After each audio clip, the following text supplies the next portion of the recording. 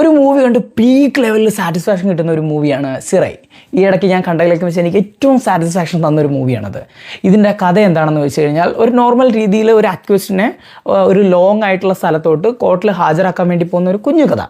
ആദ്യത്തെ first half മൊത്തം അതിനെ പറ്റിയിട്ടുള്ളതും സെക്കൻഡ് ഹാഫ് മൊത്തം വാവ് മാൻ, ഇറ്റ്സ് വാവ്, അങ്ങനത്തെ ഒരു സ്റ്റോറി.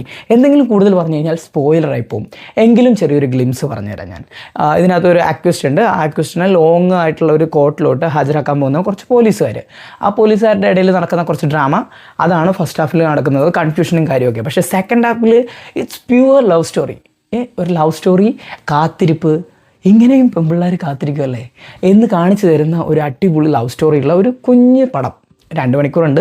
പക്ഷേ ആ സെക്കൻഡ് ഹാഫ് മാത്രം നമ്മളെങ്ങനെ പിടിച്ചിരുത്തും. ഓക്കെ, നിങ്ങൾക്ക് ഈ പടം കാണുന്ന സമയത്ത് രാജാറാണി സിനിമയില്ലേ, അതിനകത്ത് ഒരു സീൻ ഓർമ്മ വരും. അതാണ് ഞാൻ പറഞ്ഞ satisfaction scene. Satisfaction in a way. Okay, അപ്പോൾ കണ്ടു നോക്കുക, എന്തായാലും കണ്ടു നോക്കുക. ഇത് കാണാത്തവരുണ്ടെന്നുണ്ടെങ്കിൽ മിസ് ചെയ്യണ്ട.